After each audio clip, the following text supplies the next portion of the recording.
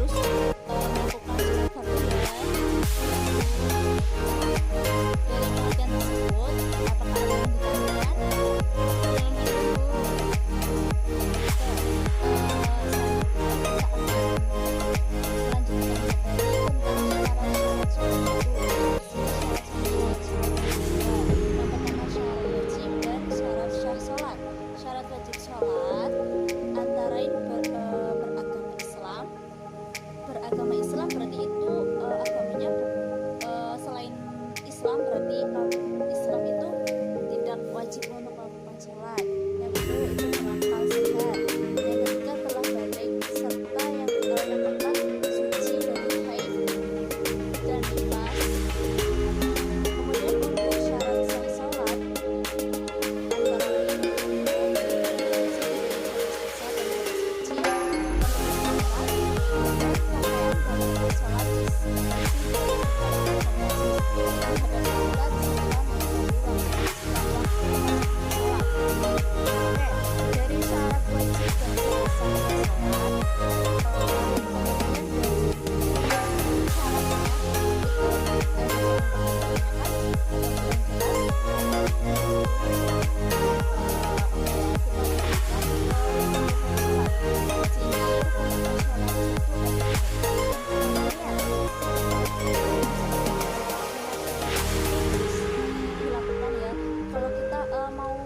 sholat duhur, berarti kita harus sholat, niatnya itu sholat duhur, bukan niat sholat asar. Terus kemudian itu berdiri tegak bagi yang mampu. Jadi kalau yang belum mampu, berarti itu bisa dilakukan dengan duduk dan tiduran, begitu Ya, Bu. Yang ketiga yaitu melakukan takbiratul ihram. Bacaan takbiratul ihram itu gimana ya? Allahu Akbar. Oke. Sudah paham ternyata ya. Yang keempat itu membaca surat Al-Fatihah. Yang kelima melakukan ruku dengan tumak nina. Tumak nina itu dilakukan dengan berhenti sejenak. Jadi kalau setelah ruku berhenti sejenak dulu, baru melakukan gerakan salat yang lainnya. Kemudian yang selanjutnya yaitu i'tidal. Yang ketujuh yaitu sujud 2 kali dengan tumak nina. Yang kedelapan duduk di antara dua sujud. Yang kesembilan duduk tasyahud akhir, membaca tasyahud akhir ya. Yang ke-10 itu membaca sholawat atas Nabi Muhammad. Yang ke-11 mengucapkan salam yang pertama. Dan yang ke-12 tertib. Kemudian sunnah sholat. Sunnah sholat adalah ucapan dan perbuatan yang dianjurkan untuk dilakukan dalam sholat. Orang yang mengajarkan diberi pahala, orang yang meninggalkan tidak batal walaupun ditinggalkan dengan sengaja. Kemudian sunnah sholat itu ada 2. Yang pertama yaitu sunat qauliyah, membaca surat Al-Fatihah, membaca zikir, membaca i'tidal. Ketika sujud membaca subhanallah a'la wa bihamdi. Kemudian membaca ketika sujud di antara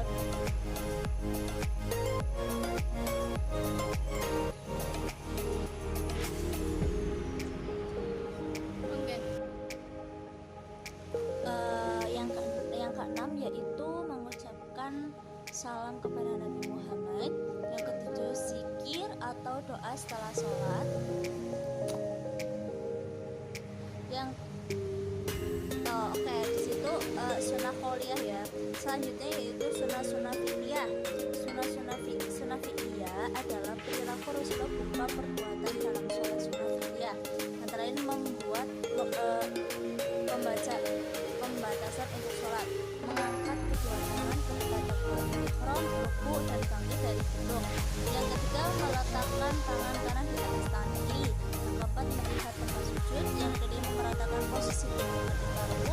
Yang keenam, mendahulukan kedua tangan dari kedua lutut ketika bersujud. Yang ketujuh, meletakkan selanjutnya tangan di kita atas akan lantai. tentang hal-hal yang membatalkan sholat. Hal-hal yang membatalkan sholat itu yang pertama itu berhadas besar maupun hadas kecil. Dalam arti kita akan tentang hal-hal yang membatalkan sholat.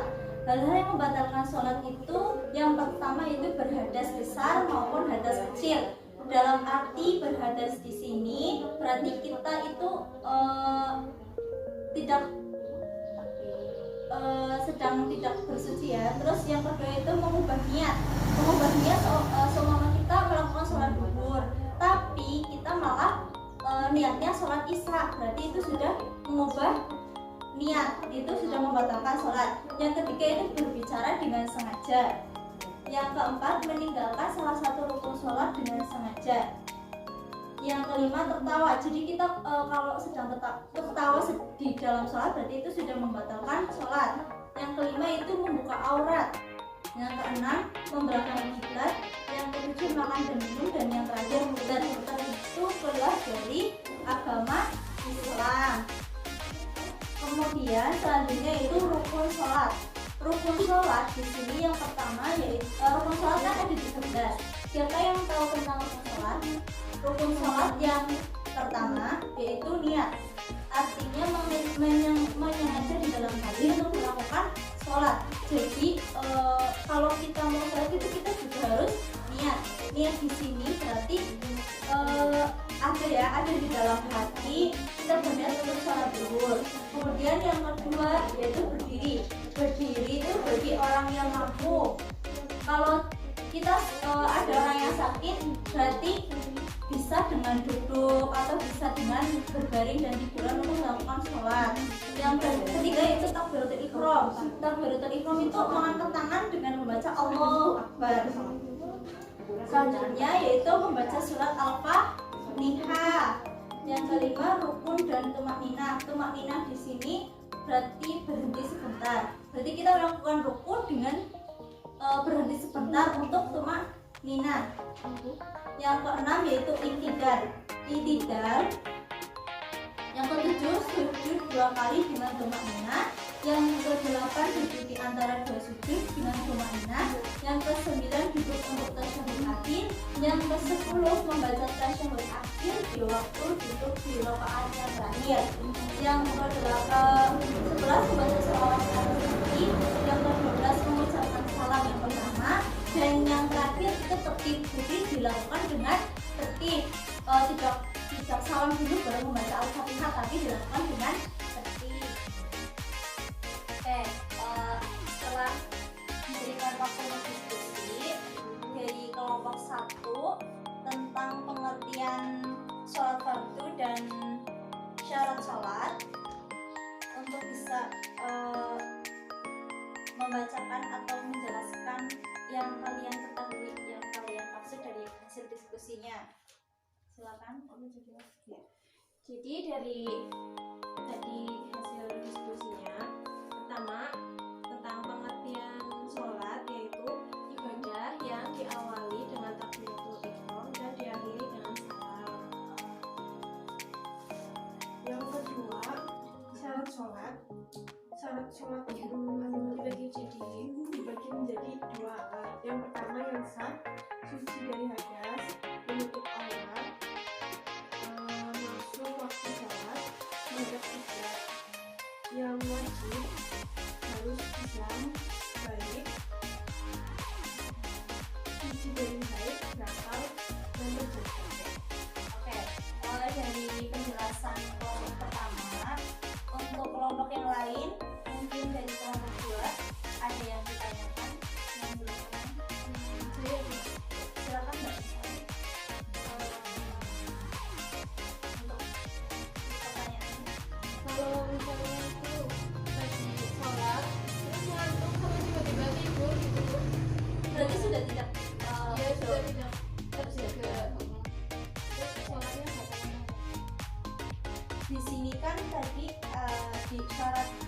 syarat wajibnya sholat itu harus terjaga, sedang tidak tidur. Jadi kalau kita sudah melakukan sholat terus posisi sudah ngantuk sekali, berarti sholat itu seumpama lagi posisi duduk di antara dua sujud, berarti kamu duduk terus ya?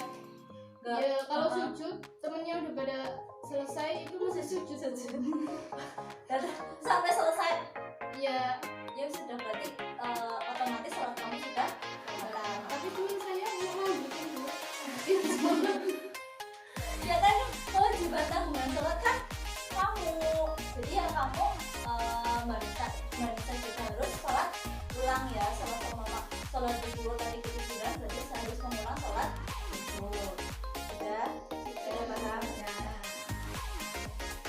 Dari penjelasan kelompok 1 sudah paham semuanya ya. Untuk selanjutnya dari kelompok 2, untuk memberikan hasil diskusinya tentang hal-hal yang membatalkan sholat dan rukun sholat. Hal-hal yang membatalkan sholat yaitu berbicara, dengan sengaja, kentut, berhadas, memegang niat. Oke. Ya. Terus Selanjutnya yang rukun sholat itu yang pertama Al-Fatihah, membaca Al-Fatihah. Yang kedua ruku, yang ketiga i'tidal, terus takbir, terus tahiyat akhir dan sujud. dari pemaparan kelompok 2 tersebut ada yang perlu ditanyakan atau kurang paham dari kelompok lain, bisa dipertanyakan. Kalau sholat ya, Ya silakan. terus kayak kok ada yang nggak ada yang ngatur gimana tuh? Kan lagi sholat kan. Jadi Dulu kayak ini yang kita nggak ada yang ngatur gimana? dari Kalau kelompok apa diulang semua terus kalau nanti gimana? dari kelompok 2 mau menjawabnya, dijawab oleh Ibu ya. Jadi kalau yang kentut itu berarti teman kamu ya? Dia nggak tahu. Ya maksudnya teman kamu sih. ya. Tapi berbau nggak? Enggak sih, tapi kita dengar. Terus yang membuatnya itu sholat kamu batal apa enggaknya? Kan kalau menurutku ya, kalau hal-hal yang membatalkan itu kan membatalkan sholat tadi ada yang bicara, ada yang kentut, terus makan dengan sengaja, berhadap. Jadi kalau cuma dengar kalau nggak fokus itu yang nggak membatalkan sholat.